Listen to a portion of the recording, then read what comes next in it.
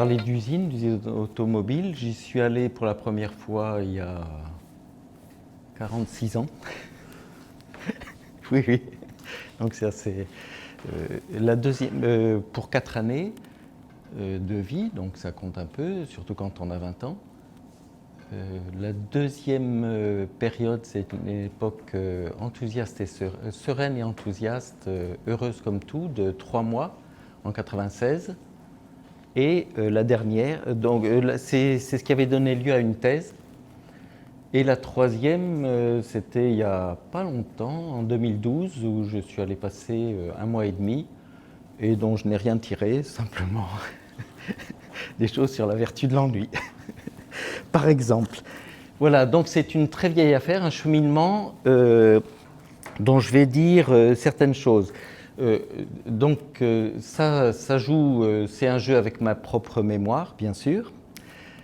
C'est un jeu que je joue avec une espèce de fil directeur historien, pour quand même ne pas trop partir dans le décor à tout bout de champ.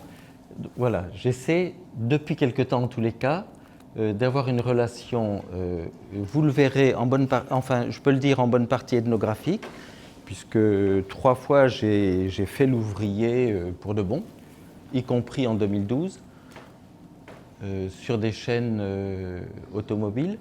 Mais pour guider ou pour structurer la réflexion, le cheminement et tout ça, j'essaie essentiellement, je ne me suis pas du tout interdit d'avoir de picorer aux ethnologues ou aux sociologues de terrain ethnographes, mais pour l'essentiel, je me recale assez souvent sur un cheminement historien. Voilà, donc c'est un peu symétrique. Non, non, prêtre, non, c'est plus compliqué. Prédicateur, c'était la première séquence, oui. Prédicateur, la deuxième, la troisième, pas du tout.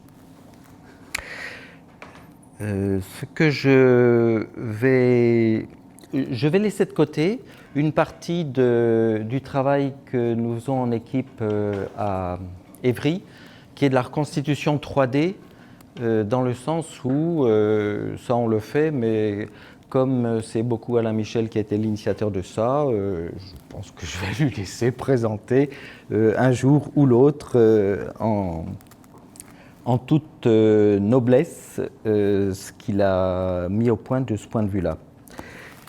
Dernière chose, je présente quelque chose qui est très très banal et il se peut que ça déroute un peu parce que je vais parler de chaînes de montage dans les usines automobiles et d'une certaine façon, c'est le type de sujet sur lequel en général on a l'impression qu'on est fatigué d'en entendre parler. Voilà, mais je suis désolé, moi ça m'a bien occupé dans ma vie, donc voilà. Ce dont je vais parler, donc c'est une espèce de cheminement avec quelques idées, pas tout à fait oui, enfin quelques thématiques plutôt, à la fois idées et plutôt territoire de réflexion là-dessus.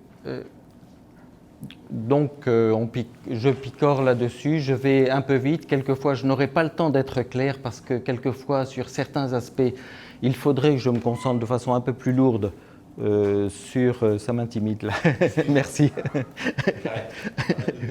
Voilà. Mais certains, je pense que sur certaines thématiques, saura de quoi être clair. Et je pense que ça peut rentrer en résonance avec le premier exposé sur certains aspects très très nettement. Voilà. Donc, premièrement, expansion d'un site. Voilà, je pense que je vais essayer d'aller assez vite, mais là, c'est le site en 1912, vu d'une colline qui le surplombe. Et en gros, c'est une photo, comme toutes les photos, ce sont des photos qui sont des photos prises, empruntées à l'entreprise. Donc je ne l'indique pas, éventuellement dans les questions, je pourrais dire quel statut ça a, qu'est-ce que ça entraîne comme fabrication de regard ou injonction de regard. Et là, c'est sans doute ceux qui viennent d'acheter le terrain, donc la famille Peugeot qui vient d'acheter le terrain et qui fait établir un état de cet endroit-là, dans lequel on voit déjà 3 corps de bâtiments préexistants. Et là, je prends un plan parce qu'on verra certaines choses, je vais utiliser 2 plans, mais en gros, ce plan permet de voir l'état préliminaire des choses. Donc, il correspond exactement à la situation qu'on a vue dans la photographie. J'ai mis en le point rouge qui est en gros le point de regard du photographe tout en haut de ce plan. Avec ce qui me semble intéressant à noter là, pour vous, pour la suite, c'est le fait qu'il existe une route nationale, donc une route importante, qui relie en gros Besançon à Belfort-Mulhouse et qui relie donc le centre de la France de l'intérieur du point de vue des Alsaciens, à l'Alsace qui est un autre territoire. Voilà, là, 20-30 ans après, on a un état de quelques constructions avec, je ne vais pas vous demander de rentrer dans la connaissance détaillée, mais en gros, on a là la route nationale qui est à l'ouest ici, à l'est là-bas, et on voit déjà un certain nombre de constructions que je ne vous demande pas de noter en détail parce que je vais mettre l'accent un peu plus tard là-dessus. Voilà. Presque 30 ans encore plus tard, la même route nationale. Donc, simplement, je vous fais noter que ça, ce sont des bâtiments dans lesquels se trouve ce qui était présent dans les images précédentes. Et ce qui me semble intéressant à relever, c'est l'expansion considérable du côté sud, où on avait une maison avec des champs, un étang, etc. Cette maison, c'est celle-ci. Mais ce qui compte le plus, c'est l'extension considérable du corps de bâtiments industriels au sud. Voilà, l'image n'est pas très très claire. La route nationale se trouve ici. Les bâtiments au nord, dont les premiers ont été complètement noyés par l'expansion, les bâtiments du sud, et puis arrivent au sud du sud, en gros. Je vais essayer d'utiliser ça comme baguette. Au sud du sud, une 3e génération de bâtiments qui se trouve là. Et puis, ce qui est modifié aussi, c'est le fait que la rivière qui passait là a été remplie de terre, comblée, de façon à permettre d'unifier toute cette zone sud. Le cours d'eau est reversé vers le canal qui était complètement extérieur, qu'on ne voyait même pas dans l'image précédente. Voilà. Et là, le photographe entérine en gros ce déplacement en ne photographiant presque plus le nord. Là, c'est la route nationale. Là, c'est le sud des années 30 qui devient le centre du site. Et l'essentiel, maintenant, le cœur le plus actif, c'est cette zone qui était extérieure, puisque la rivière était ici. Voilà. Ceci dit, l'ensemble prend une expansion considérable. Voilà, c'est juste pour le jeu. Vous avez ici la route nationale qui, n'est plus route nationale depuis, au moment où se fait ce plan, en 1996, depuis 20 ans, l'entreprise a acquis la route, se l'est appropriée, et les voitures sont invitées à contourner par le nord ou par le sud le site. Voilà. Ce qui faisait bien sûr beaucoup, ce qui alimentait énormément de conversations sur l'appropriation par l'entreprise d'un bien public. Voilà, et dernière image, là, c'est cette image qui représente de façon peut-être un peu plus pimpante le même site avec le nouveau stade de foot de l'équipe de Sochaux pour les amateurs de sport. Et puis, en gros, le cœur sud. Alors, ce que les photos ne disent pas bien, c'est que cette expansion, depuis une dizaine d'années, masque le fait que certains bâtiments ont été détruits. Et de fait, quand on connaît les choses en détail, on sait qu'une partie de ces bâtiments sont des bâtiments déserts, vides, pratiquement de la friche industrielle encore existante, quoi. Donc c'est beaucoup moins puissant en pratique aujourd'hui que l'image ne le laisse imaginer. Voilà, présence régionale, juste voilà. Là, on a une carte qui indique, un peu à l'ancienne, ça donne une idée de l'imagerie en géographie autrefois.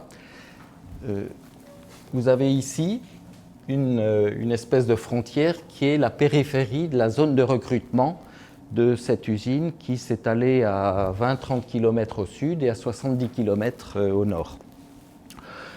Ce qui veut dire, et c'est simplement la remarque que je voulais faire parce que je n'aurai pas le temps de développer beaucoup, ce qui veut dire que dans toute cette ère-là, la culture technique dont je vais parler est diffusée. Et il y a, on avait travaillé avec Alain Michel et Gwenaëlle Rowe, une sociologue, sur des films. Un de ces films montrait un paysan sur son tracteur qui parlait de technique industrielle de façon extrêmement fine, et le collage des deux était tout à fait saisissant. Mais de fait, c'est ça qui se passe. On a un territoire de culture, de mémoire technique, d'expérience technique qui est d'une très grande surface. Et cela est vivifié tous les matins, tous les soirs, par cette même, la représentation de la même réalité, qui sont les lignes de ramassage de cars en 1996, avec l'épaisseur variant selon les effectifs de personnel transporté. Voilà, la surface, l'air n'a pas changé, les priorités nord n'ont pas changé, sud un peu moins importantes. Pour une raison forte, c'est qu'il y avait des filiales Peugeot dans le sud, donc les usines Peugeot ne se faisaient pas concurrence entre elles. Voilà, là, des usines vers l'usine. Je reprends l'image précédente parce que je voudrais parler technique et métier. Vous avez en gros 3 types de métiers initialement qui sont regroupés. En bleu, les techniques de la tôle, c'est-à-dire ceux qui maîtrisent les surfaces plates et de faible épaisseur et qui met en forme les carrosseries. En rouge, à gauche, les techniques de la mécanique. Alors, je vais très très grossièrement, il y a là-dedans ce qui consiste à fondre le métal, les fonderies, les techniques de l'usinage et les techniques du forgeage. Voilà, il s'agit là de travailler des masses d'acier pour en faire des pièces mécaniques, puis de les assembler. Et en rouge orangé, la première partie sud, qui était l'endroit où on assemblait tous les éléments pour faire les voitures. Donc ce n'est pas de la fabrication au sens propre. C'est intégré et c'est pensé comme intégré. Et là, ça se passe. Cette pensée de l'intégration se fait dans les années 20. Donc c'est dans les années 20 qu'un ingénieur formalise ça. Ça a été étudié par mon ami Yves Cohen. Il formalise ça en disant voilà, je fais de l'intégration. Parce que tout ça est cohérent. Les pièces qui sortent du bleu vont rejoindre les pièces qui sortent du rouge pour aller dans l'orange. Et c'est là que tout va se jouer. Et tout se joue avec cette photo, qui est une photo où on voit, selon un terme consacré dans certaines entreprises automobiles, le mariage, avec le mariage de tout ce qui est mécanique, donc là où on a forgé, on a fondu, on a usiné, et tout ce qui était les pièces de la tôle, des surfaces plates mises en forme, assemblées, les carrosseries. Donc le mariage est un moment symboliquement extrêmement fort, d'ailleurs le terme le dit bien, et en termes de fabrication, c'est bien sûr essentiel parce que c'est là qu'énormément de choses se jouent. Bon, je crois que c'était volontariste. Je vais résumer ce texte-là parce que sinon on va passer trop de temps. Mais en gros, j'avais un ingénieur qui me racontait que cette usine était exceptionnelle au monde. C'était la seule usine au monde qui avait pensé figer dans les convoyeurs mécaniques, c'est-à-dire dans des chaînes mécaniques, le fait de lier mécaniquement les usines bleues et les usines rouges. liés mécaniquement, alors que dans toutes les autres usines du monde, il y a des façons d'acheminer les éléments de tôle et les éléments d'acier plus souples. Et là, des ingénieurs ont pensé, au milieu des années 50, à prendre ça dans des combinaisons mécaniques rigides. Voilà, alors là, il faut vraiment que je reprenne une baguette parce que j'ai voulu fabriquer un décodage de tout cela, mais ça apparaît en traits beaucoup trop fins pour être visible. Le message s'engage à jeter un point. Voilà. Donc, dans la période, alors le système intégré initial ne tient pas la route quand on monte en volume, parce que tout devient trop compliqué, il faut fabriquer beaucoup plus, mais à ce moment-là, on met les ateliers là où on peut. Et par exemple, pour suppléer les ateliers qui fabriquaient des tôles et des pièces de carrosserie, on construit d'autres ateliers. Mais je ne sais pas m'en servir. C'est juste là. Je prends le... Voilà, le rouge. Bon. Ah, voilà. Merci, c'est parfait. Donc, on a là, au sud, complètement excentré, le complément de cet atelier-là. Et de façon un peu comparable, pour renforcer les capacités de fabrication de cet atelier de mécanique, on met ici un autre atelier de mécanique. Donc, la grande pensée rationnelle du départ est pas tout à fait explosée, mais en bonne partie explosée par le fait que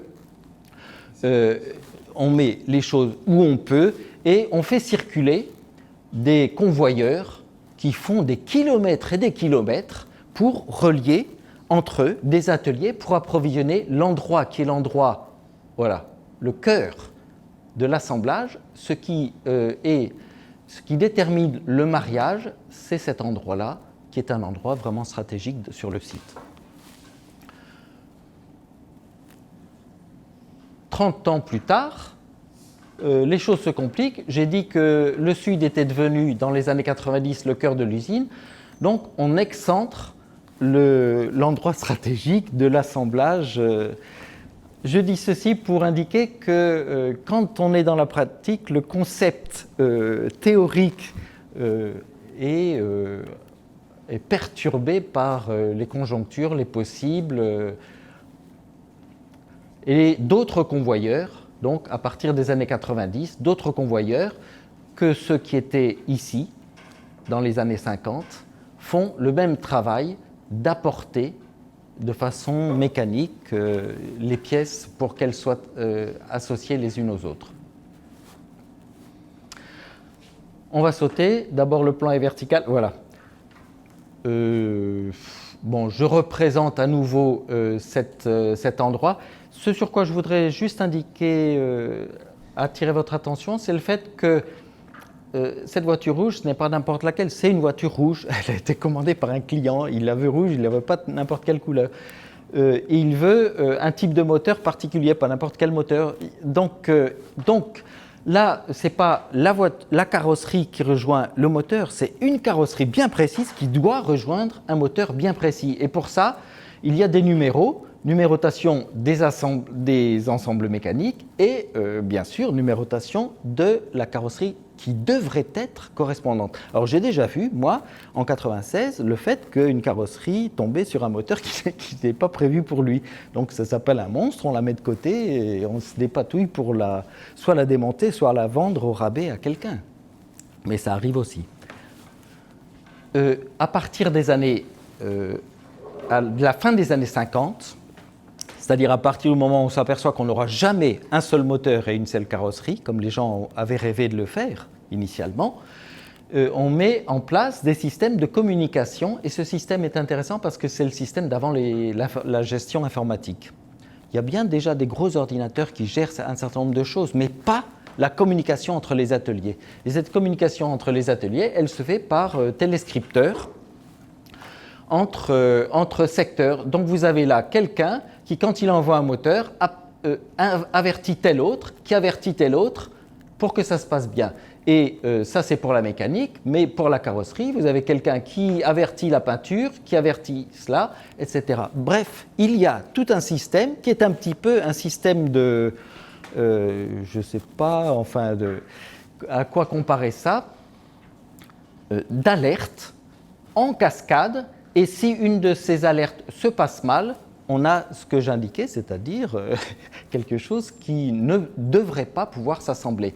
Et vous avez ici dessiné la grosse contrainte qui est la contrainte de ce qui amène les moteurs, avec chaque fois ici un mariage pour chacune des chaînes. Il y a 3 chaînes à ce moment-là sur lesquelles doit s'effectuer un mariage.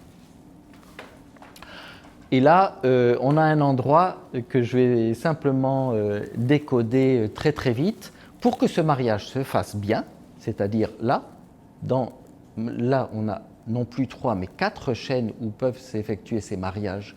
Vous avez une énorme zone de stockage, chacun des tout petits rectangles étant le dessin d'une carrosserie.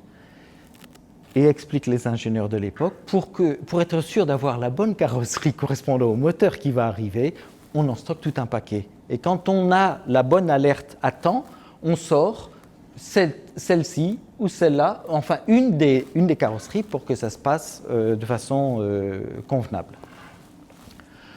Voilà, là je vais passer là-dessus. Ce que je voulais simplement indiquer, suggérer, c'est le fait qu'à côté de la technique matérielle, mécanique, il y a la technique de papier et je passe par-dessus.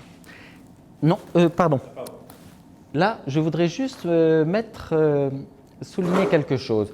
J'ai déjà indiqué qu'il y avait des risques de grippage, que tout ne se passait pas comme idéalement, comme théoriquement pensé dans les années 20. Mais là, on a un autre type d'accommodement.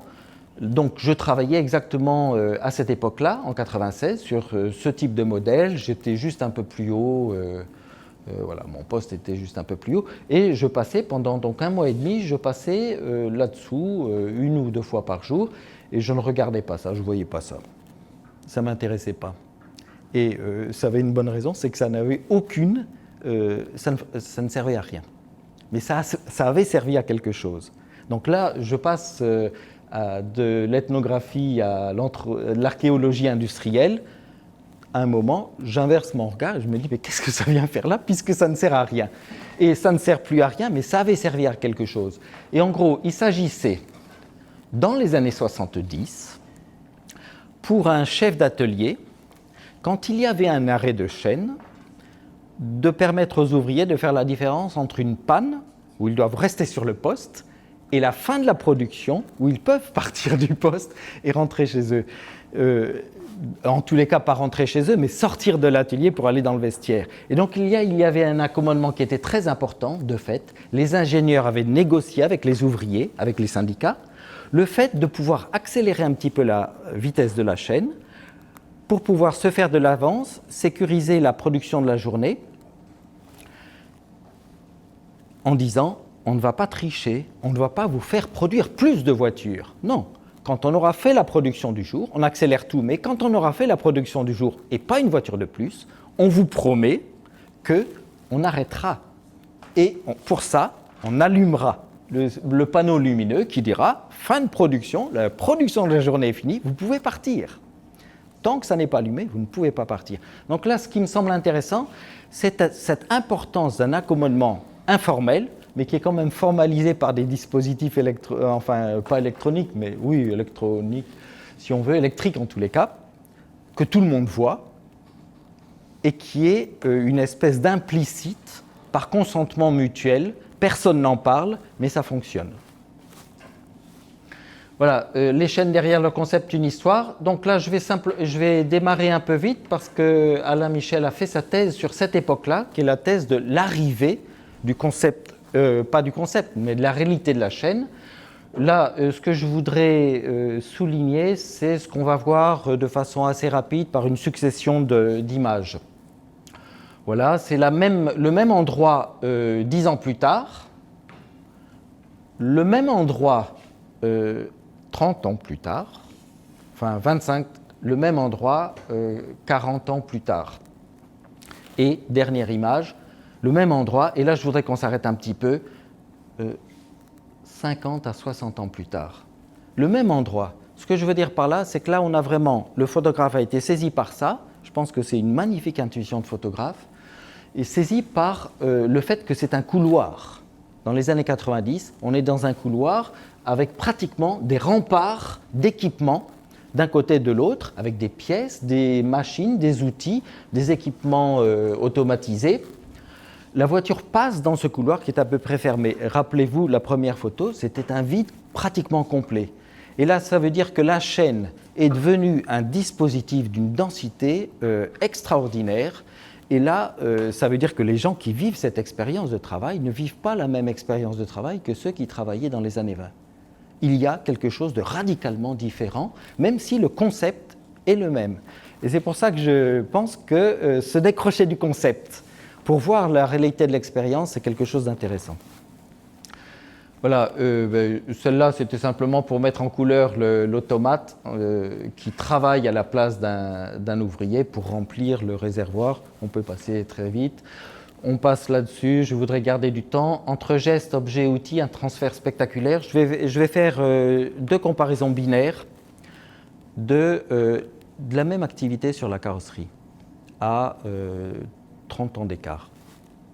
Voilà, donc là vous avez quelqu'un qui travaille à mettre une garniture sur un montant de vitre et vous voyez que la garniture c'est un tissu, il a coincé avec toute une série de pièces.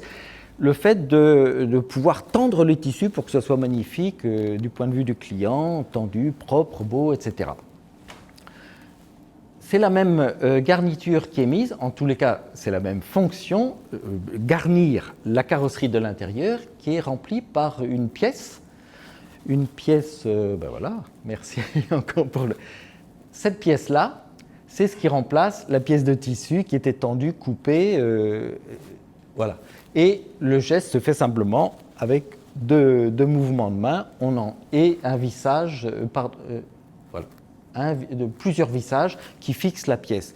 Là, ce que je veux simplement indiquer, c'est que toute la gestuelle sophistiquée, fine de l'ouvrier est complètement intégrée dans l'objet qui est mis en place, de façon extrêmement forte. Et là, mon collègue partisan des citations marxistes sur le capital mort qui remplace on voit bien que le travail est édulcoré de façon saisissante. Même chose avec là deux ouvriers qui découpent avec des ciseaux du tissu qu'ils mettent en place à l'intérieur de la carrosserie. Là, il y a quelque chose qui est plutôt de l'ordre du cutter, et là, ce sont des ciseaux. Et si c'est mal coupé, il y a une fuite d'eau. Si c'est mal coupé, le client voit que le tissu est mal coupé. Donc, c'est un travail extrêmement fin qui se fait à grande vitesse, c'est sur la chaîne. Donc, à la fois la tension, la vitesse et la précision du geste. 30 ans plus tard, donc, on a un automate qui met une pièce prémoulée sous le toit, c'est exactement la même chose. Là aussi, on a une incorporation, je ne suis pas sûr que le mot soit juste, en tous les cas, une intégration dans l'objet lui-même de tout ce qui était le savoir-faire ouvrier antérieur. Geste, corps et régime de main-d'œuvre. Je voudrais retravailler sur geste et corps, mais dans une autre perspective. Il faut que je fasse un peu vite. Il y a deux photos qui sont des photos magnifiques. Voilà, quand on a l'expérience du travail à la chaîne, on voit que cet ouvrier-là utilise un pistolet pneumatique à contre-emploi, c'est-à-dire qu'au lieu de le prendre comme on utilise un pistolet en prenant la crosse, dans la paume de la main, il met la crosse sur son pouce et il utilise ça. Donc vous imaginez qu'il va se fatiguer le pouce de façon extrêmement forte. Il sollicite le pouce de façon extrêmement violente, mais ça lui permet d'éviter, lui, de se contorsionner, de se tordre la colonne vertébrale. Donc il y a une logique très pensée dans cette affaire-là. Il peut se le permettre parce qu'il est costaud et jeune. Image suivante. On a donc pardon, je me suis trompé là, c'est pas 68, là, c'est 96, non, c'est même 2000. C'est une photo d'une dame qui fait exactement l'inverse. Elle tient bien son pistolet pneumatique de façon logique, mais surtout, elle se tord très très délicatement le dos pour éviter de se faire mal.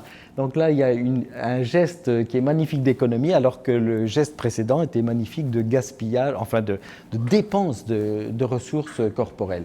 Parce que, en gros, elle a plus de 40 ans et... Pardon ?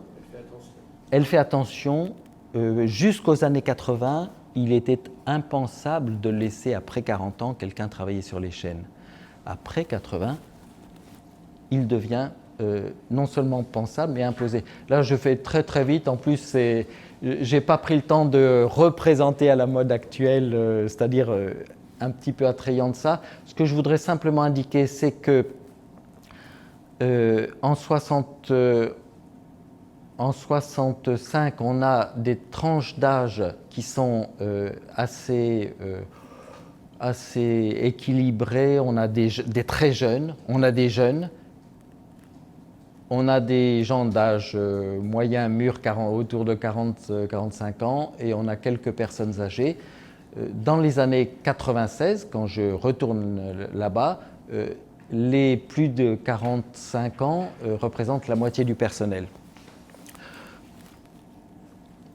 Et là, je fais un collage qui n'est pas tout à fait triché, mais là, j'indique ce qui est nationalement la montée en statistique des courbes de maladies périarticulaires qu'on appelle très souvent les TMS, et qui sont dans le site lui-même en croissance exponentielle pour la même période. Mais je n'ai pas pris le temps de faire les statistiques spécifiques à PSA, à ce site. Mais en gros, vous avez là quelque chose qui est souvent mal interprété, soit par les syndicalistes, soit par un certain nombre de sociologues, sur le fait que la montée des TMS est un signe mécanique de l'aggravation des conditions de travail. Or, parce que ça pourrait être soit l'aggravation, soit la déclaration. Oui, mais là, pardon, ce sont les TMS reconnus. Ce sont les TMS reconnus. Donc, il y a les filtres de la déclaration et de la reconnaissance, mais il y a aussi le fait que la combinaison avec quelle est la main-d'œuvre qui travaille dessus. Quand ce sont des gens beaucoup plus fragiles, beaucoup plus âgés, ou bien des intérimaires qui ne savent pas s'économiser, la montée en puissance de ces maladies périarticulaires est beaucoup plus importante. Voilà, là, donc je suis en train de mordre sur le temps, hein. Donc je vais aller très très vite entre atelier vie privée, des interférences. Là, vous avez une photo qui remonte, une photo formelle, officielle, conventionnelle, qui montre le procédé de fabrication et tout le monde est sérieux à son poste, travailleur, etc. Photo suivante, c'est le même endroit, impression différente, parce que vous avez des gens qui sont en train de blaguer entre eux et qui blaguent avec d'autres, ceux qui descendent la carrosserie ou celui ou celle qui descend la carrosserie. Donc voilà, c'est je pense une gâterie de photographe qui ne prend pas ce pourquoi il est là, c'est-à-dire la photo du process de travail. Image suivante.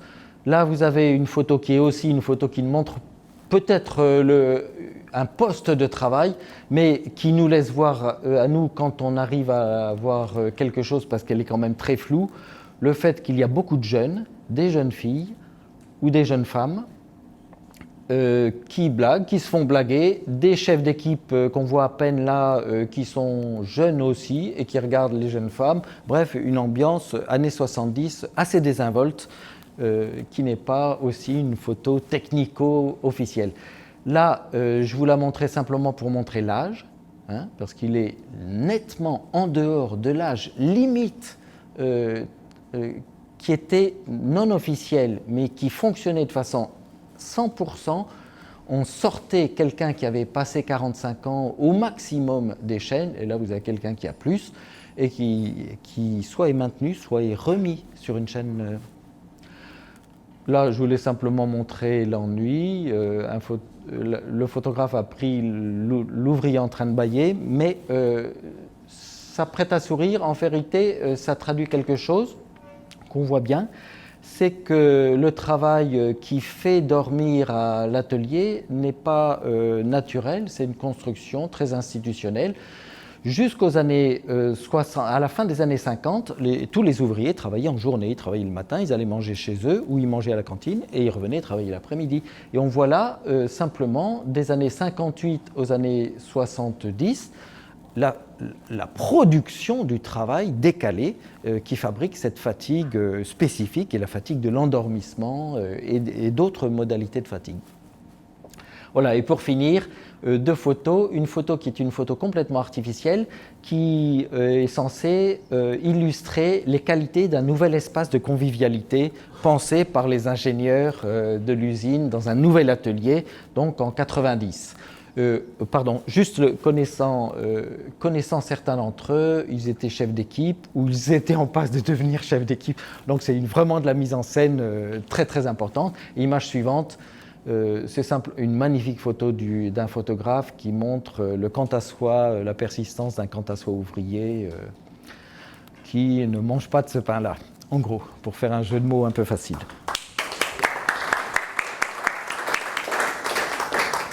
Petite question.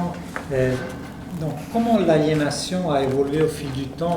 Est-ce qu'on mesure l'aliénation à la substance? Tu as parlé des TMS, mais disons... l'aliénation pas forcément, pas ça marche.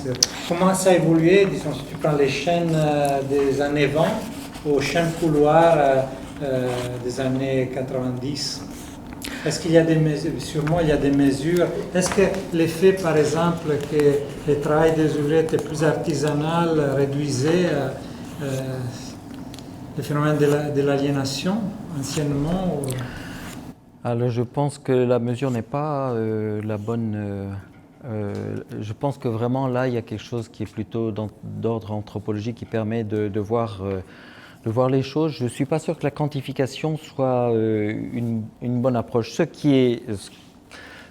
suis passé très très vite là-dessus dans la dernière séquence, mais en gros, on voit bien cette espèce de densification des séquences de vie qui se font au travail. Une densification extrêmement forte qui veut pas enfin le terme d'intensification est un terme qui a été tellement centré sur un seul axe d'interprétation qu'il est problématique. C'est pour ça que je ne suis pas sûr que densification soit plus intelligent, mais en gros ça permet de déplacer le vocabulaire pour prendre en considération le fait que les choses sont complexes et ce n'est pas simplement du plus. Voilà ce que je veux dire, c'est que intensification souvent c'est entendu comme plus. Et là, ce n'est pas plus. Ce qui est assez net, c'est que ces séquences de vie à l'usine sont des séquences extrêmement intenses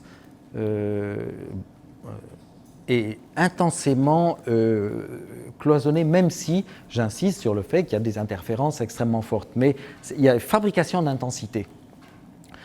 Ou de densité dans ce qui est vécu dans l'usine. Penser que les pauses sont sorties du temps de l'usine, ça paraîtrait impensable à des ouvriers d'il y a 50 ans.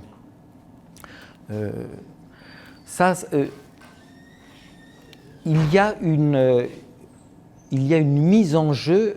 Est-ce qu'il y a une mise en jeu plus forte? Je ne suis pas tout à fait sûr parce que la mise en jeu sur le tissu que j'ai montré était une mise en jeu d'une très grande intensité. Quand je dis qu'il ne faut pas se tromper d'1 millimètre alors que la chaîne avance, on ne bricole pas quand on fait ça.